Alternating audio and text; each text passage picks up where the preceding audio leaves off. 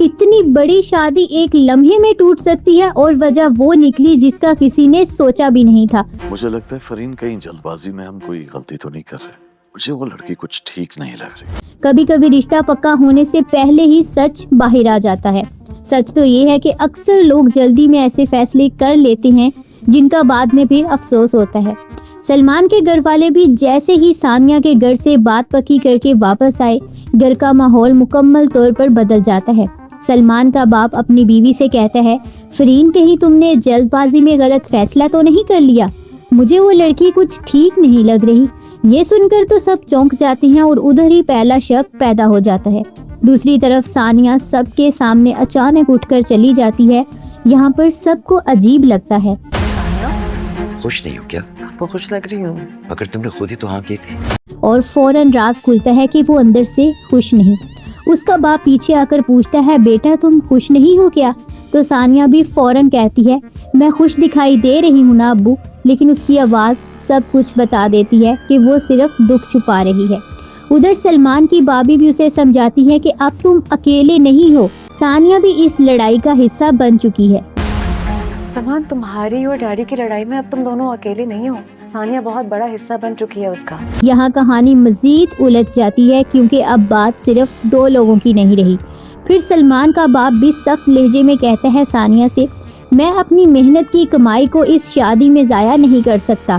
میں یہ شادی کے نام پر اتنی محنت سے کمائی ہوئی دولت کو آگ میں نہیں ڈال سکتا۔ مجھے آپ کے پیسے میں کوئی انٹرسٹ نہیں ہے۔ یہ جملہ تو سب کچھ بدل دیتا ہے کیونکہ اصل مسئلہ پیسہ نکل آتا ہے یہاں پر۔ ثانیہ بھی فوراً جواب دیتی ہے، مجھے آپ کے پیسوں میں کوئی انٹرسٹ نہیں۔ یہ سن کر ماحول اور زیادہ گرم ہو جاتا ہے کیونکہ اب عزت کی بات آ جاتی ہے۔ ثانیہ کا باپ بھی کہتا ہے کہ اگر تم بیٹا راضی نہیں ہو تو ابھی سب کو انکار کر دیتا ہوں نا۔ یہاں فیصلہ ایک لمحے کی دوری پر آ جاتا ہے اور سب سانس روک لیتے ہیں۔ اب اگر تم راضی نہیں ہو تو میں خود باہر جا کے ابھی انکار کر دیتا ہوں۔ ادھر سلمان بھی اپنی بابی سے کہتا ہے، بتا دیتے ہیں نا سب کچھ، یہ ہمارے ماحول میں کیسے سروائیو کرے گی؟ بتا دے سے سب کچھ، یہ کیسے ہمارے ماحول میں سروائیو کرے گی؟ یہاں پر اصل فرق سامنے آتا ہے سوچ اور طبقے کا۔ یہ منظر سب کو ہلا کر رکھ دیتا ہے۔ ثانیہ بھی ایک لڑکے کو زوردار ہاسپٹل میں تھپڑ مار دیتی ہے۔ وہاں پر کچھ ہنگامہ ہو جاتا ہے اور فوراً پولیس بھی آ جاتی ہے۔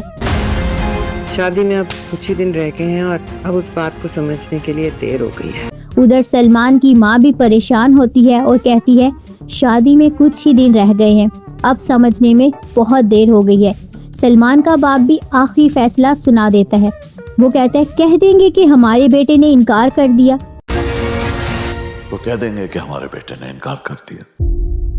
لیکن حقیقت تو یہ ہے کہ ہر کردار اپنی انا اور خوف میں فیصلہ کر رہا ہے، کسی نے دل کی سنی ہی نہیں۔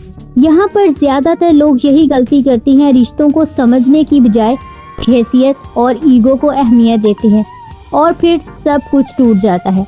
اب سوال یہ ہے، کیا یہ رشتہ واقعی غلط تھا یا صرف غلط فہمیوں نے اسے ختم کر دیا؟ ہمیں کمنٹس میں ضرور بتائیں۔